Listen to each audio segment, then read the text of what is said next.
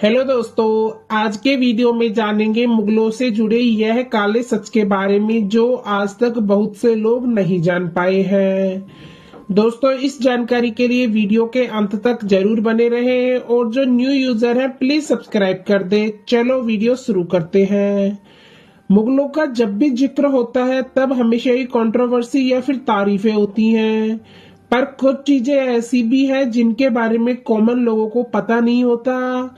आज मुगल काल की कुछ चर्चित थ्योरी की बात करते हैं। मुगलों को लेकर आए दिन कोई ना कोई विवाद होता ही रहता है, इस बात को नकारा नहीं जा सकता। मुगलों के काल में भारत में आर्किटेक्चर के नाम पे बहुत तरक्की हुई। आज भी ताजमहल को पूरी दुनिया जानती है, जो मुगलों की ही देन है। पर मुगल काल और उससे जुड़े कुछ रहस्य ऐसे हैं जिनके बारे में अधिकतर लोग नहीं जानते। मुगल हरम के बारे में, बाबरी मस्जिद के बारे में, अकबर के बारे में ऐसी कई बातें हैं जिन्हें सच भी माना जाता है। अकबर का असली नाम अबुल फजल जलालुद्दीन मोहम्मद अकबर था। 15 अक्टूबर 1542 में अकबर का जन्म हुआ था और सिर्फ 13 साल की उम्र में उन्हें तख्त मिल गया था।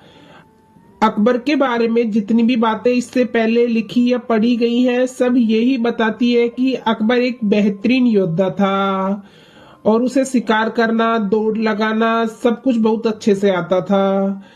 पर कहीं भी अकबर के पढ़े लिखे होने की बात नहीं लिखी गई है। एक बड़ा तबका यह मानता है कि अकबर डिसलेक्सिया का शिकार था। इस बीमारी में इंसान लिखे हुए शब्द ठीक से पढ़ नहीं पाता था और उसे लिखने पढ़ने में बहुत दिक्कत होती थी। हालांकि अकबर के पास उसके 9 रत्न थे जो उसकी इस कमी को पूरा करते थे, लेकिन फिर भी बतौर बादशाह वह इस बीमारी से पीड़ित था। चलो दोस्तों, अब जान लेते हैं बाबरी मस्जिद के बारे में। शायद मुगलों के समय की सबसे कंट्रोवर्शियल थ्योरी में से एक यही है कि बाबरी मस्जिद असल में मस्जिद नहीं है। इसके बारे में जाने माने आर्थर टाटा, साइंटिस्ट और रिसर्च शुभोदीप मुख्य उपाध्याय ने अपनी एक ऑनलाइन रिपोर्ट में लिखा है। शुभोदीप ने बाबर, अकबर और अशोक सहित कई ऐतिहासिक राजाओं पर रिसर्च की है। उन्होंने बहुत ही शॉकिंग फैक्टर्स बताए हैं। उन्होंने इस रिसर्च के लिए बाबरनामा तुलुक-ई बाबरी का जिक्र किया है। उनका मानना है कि बाबरी मस्जिद में वजू करने की कोई जगह नहीं थी, जो नमाज के लिए बहुत जरूरी होता है। उनकी रिपोर्ट के अनुसार बाबरी एक होमोसेक्सुअल मीर बाकी ने बनाई थी, जिसमें नमाज पढ़ने के लिए कोई ओपन स्पेस नहीं था। अब इसके अंदर क्या होता था, यह एक और कंट्रोवर्सी है। तीसरा काला सच, हमें जोधा अकबर की कहानी बहुत अच्छी लगती है। हाँ, इतिहास में जोधा नाम की कोई रानी लिखित तौर पर दर्ज नहीं है। ऐतिहासिक तौर पर हरका बाई का नाम बहुत प्रसिद्ध है। हमें पता है कि उनकी प्रेम कहानी कैसी थी, लेकिन हमें यह भी पता है कि अकबर की कई बीवियां थी। मुगल हरम कल्चर था ही कुछ ऐसा, इस्लाम में एक पुरुष 4 पत्नियां रख सकता था, लेकिन बादशाहों के साथ ऐसा नहीं था। उनके हरम में एक समय पर हजारों औरतें रह सकती थी। मुगल बादशाहों के लिए शादी की कोई लिमिट नहीं थी।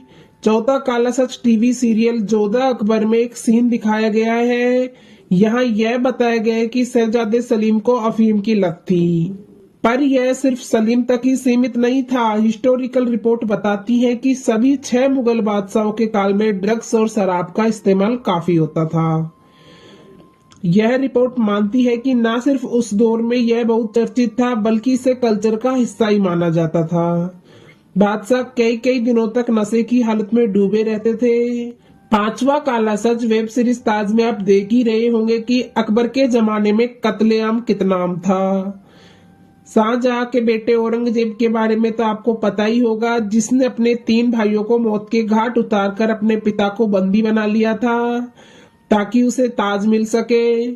मुगल काल में परिवार वालों को सिंहासन के लिए कत्ल कर देना बहुत आम बात थी। तख्त के लिए युद्ध करने की जगह अपने ही परिवार की बलि चढ़ा देना उस दौर में देखा जाता था। हालांकि मुगलों को लेकर कई भ्रांतियां हैं, पर इन्हें हमेशा से ही भारत के इतिहास का एक अहम हिस्सा माना गया है। मुगलों को लेकर आप किस तरह की बातें जानना चाहते हैं, इसके बारे में हमें कमेंट बॉक्स में जरूर बताएं और ऐसे ही ऐतिहासिक वीडियोस देखने के लिए हमारे चैनल को सब्सक्राइब करना ना भूलें। चलो मिलते हैं नेक्स्ट वीडियो में, जब तक के लिए अपना ख्याल रखना। धन्यवाद।